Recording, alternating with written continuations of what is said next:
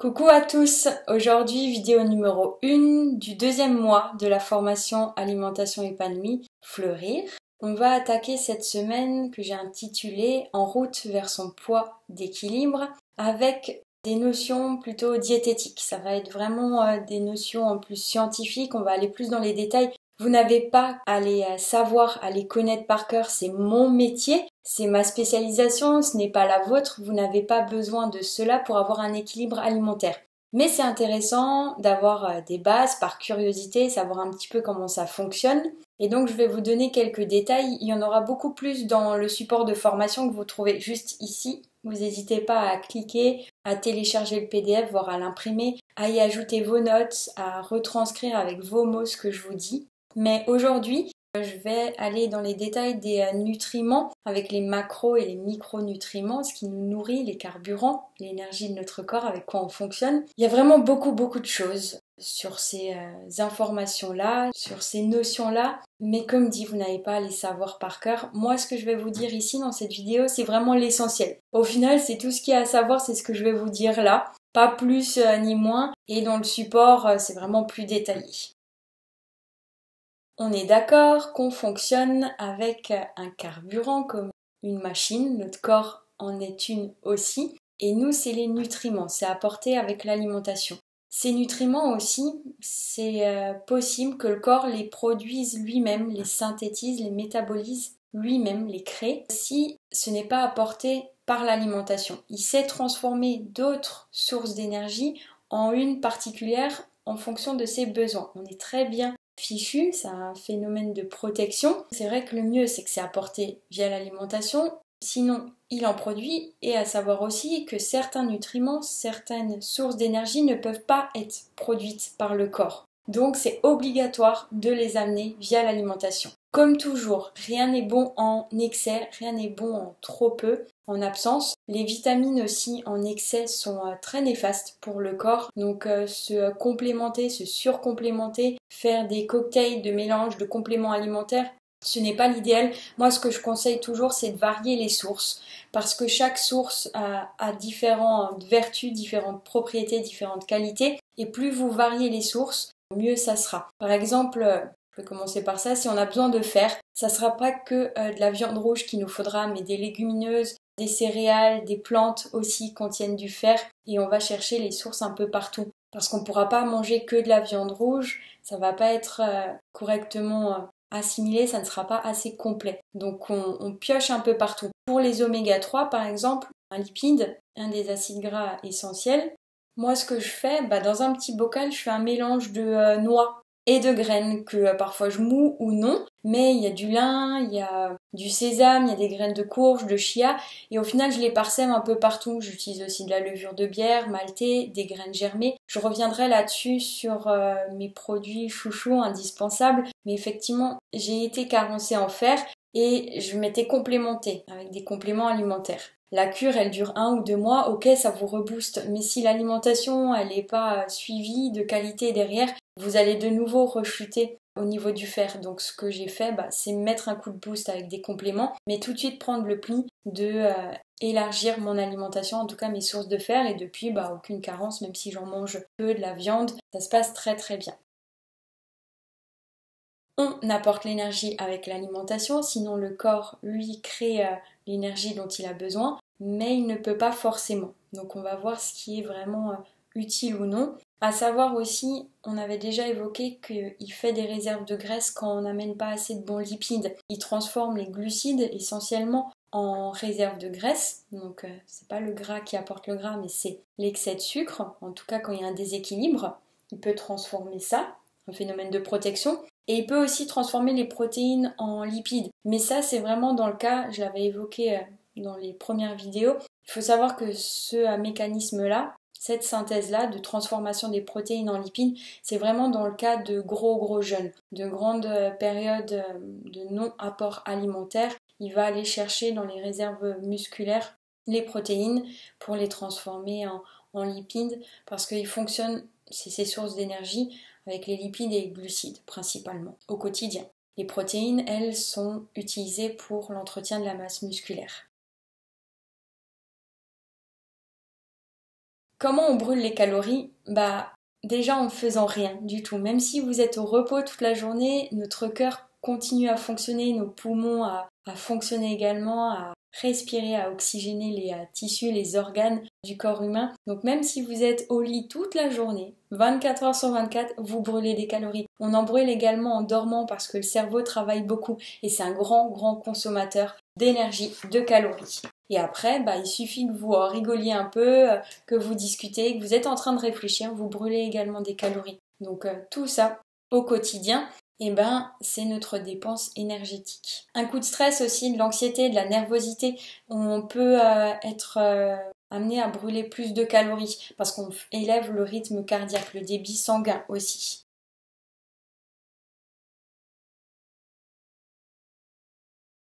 Revenons sur le principal, nos sources d'énergie. On va commencer par les macronutriments, c'est les plus grandes molécules. On a les glucides, protéines et lipides. Je vais vraiment vous dire l'essentiel là, c'est que la moitié de nos apports alimentaires, de notre énergie est amenée via les glucides. Donc c'est important, ces glucides, c'est les féculents, les céréales, les légumes, les fruits, c'est la moitié de nos apports. Donc c'est important d'en avoir à chacun des repas. Si on n'en a pas un sur l'un des repas, c'est pas grave. L'équilibre, il se fait même pas sur une journée, il se fait sur une semaine, voire sur plusieurs semaines, plusieurs mois. On n'a pas besoin d'amener chaque fois ça à chacun des repas, il faut juste savoir à quoi ça sert.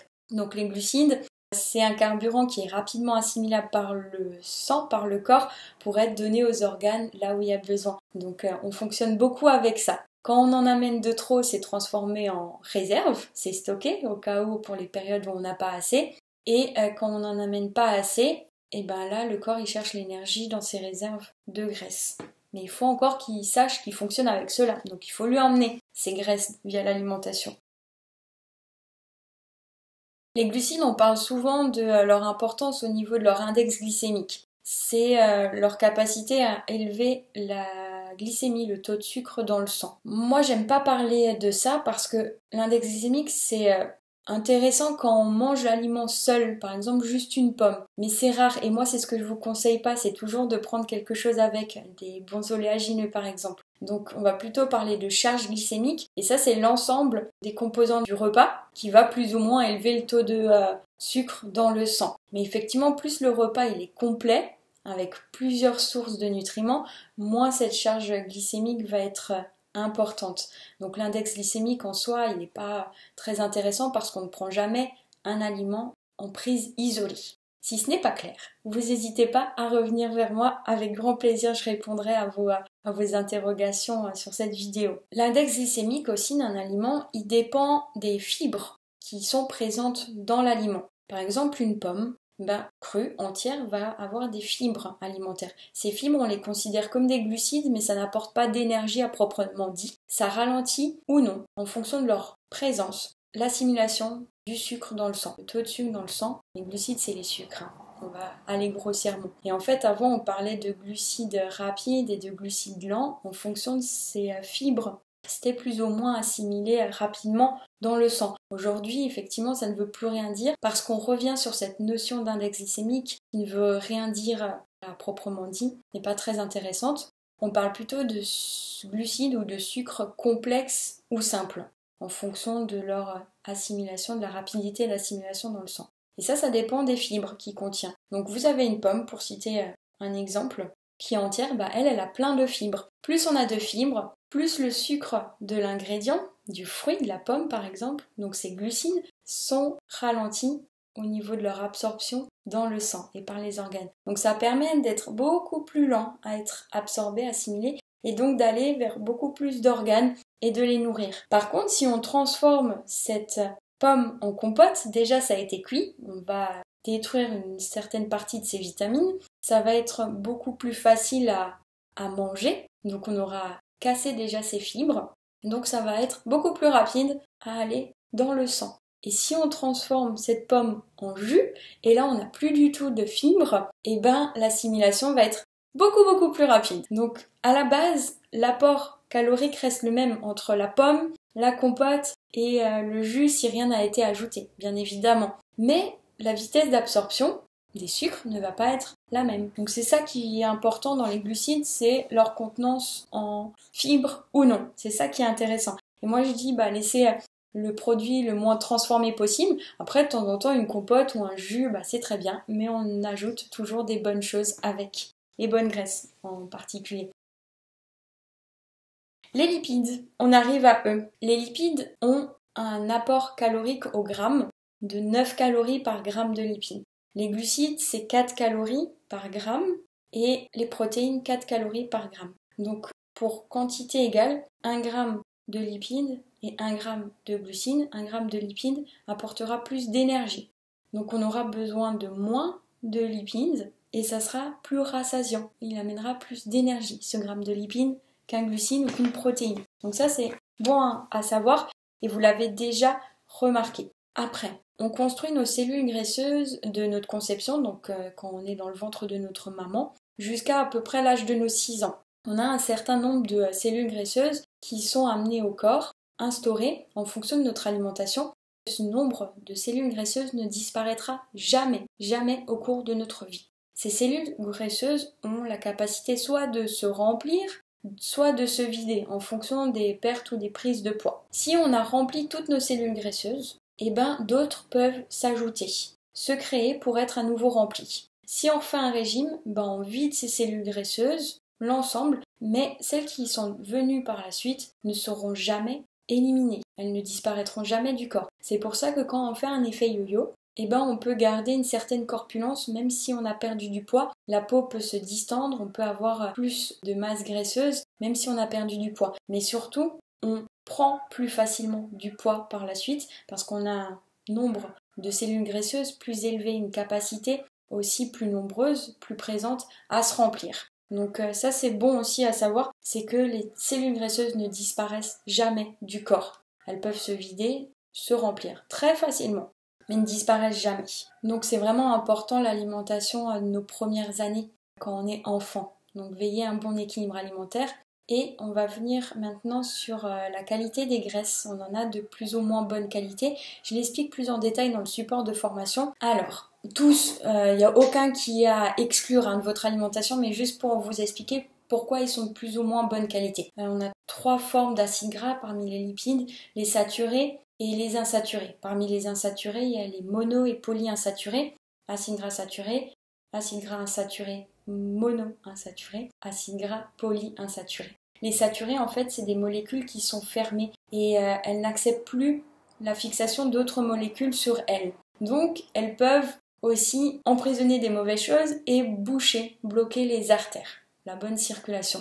Après, les poly- et monoinsaturés, c'est des molécules qui restent ouvertes à l'acceptation de nouvelles molécules, de nouveaux ions. Entre autres, ces molécules qu'elles peuvent accepter, c'est les bonnes vitamines. Et elles sont plus facilement délogeables, elles se déplacent, elles circulent dans notre corps. Et donc, elles n'entravent pas la bonne circulation et ne bougent pas les artères. Et parmi les bonnes graisses, c'est comme ça que je les appelle, même si les autres ne sont pas à exclure, il y a tous les oméga 3, les oméga 6 qui sont essentiels et dont on a déjà parlé auparavant et dont je vous ai cité quelques sources. Donc vraiment intégrés, surtout que dans les pays développés, on a un ratio d'oméga 3, oméga 6 qui est de 40 oméga 6 pour 1 oméga 3 et on devrait être à 4 oméga 6 pour 1 oméga 3. On a un déséquilibre qui est dû à trop de graisses transformées, mais surtout, moi je dis c'est pas forcément ça, c'est trop peu d'oméga 3 amenés. Voilà, on les oublie complètement et il faut vraiment les amener au maximum possible dans l'alimentation et ce déséquilibre se réduit après très facilement. Les protéines, ce qu'il y a à savoir, c'est que quand on mange des protéines, on peut aller dans des grandes quantités parce que sur 100% de protéines assimilées, il y a seulement 5% qui est pris pour l'entretien de la masse musculaire.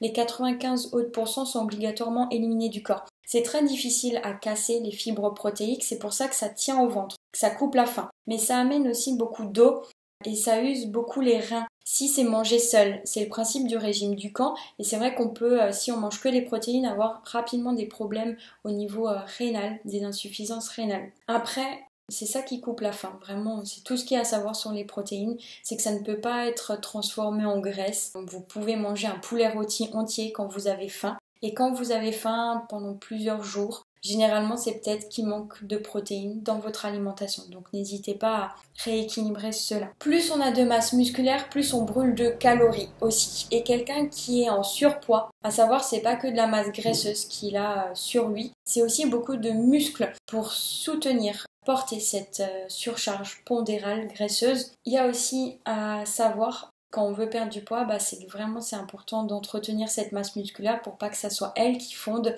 la masse graisseuse. Donc l'équilibre alimentaire est très important. Et petite parenthèse pour les personnes âgées, elles ont tendance à réduire leur apport en viande, des problèmes à mastiquer ou à les digérer, elles n'apprécient plus ça. Et c'est vraiment important si vous êtes entouré de personnes plus âgées, de vos proches, de leur rappeler que les protéines sont très importantes parce que leur masse musculaire s'appauvrit avec le temps. Donc il faut vraiment qu'ils en intègrent. Ça peut être aussi des légumineuses ou sinon il existe des compléments nutritionnels oraux, des petits yaourts à boire hyper protéinés et c'est vraiment important pour eux.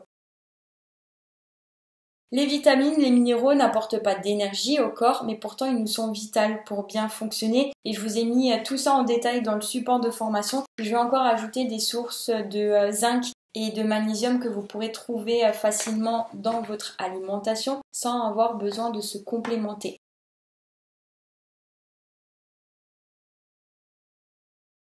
Je vais m'arrêter là pour cette vidéo. S'il y a besoin de plus d'informations, vous n'hésitez pas, vous lisez déjà le support de formation et je répondrai avec grand plaisir. Une bonne journée à vous et à bientôt.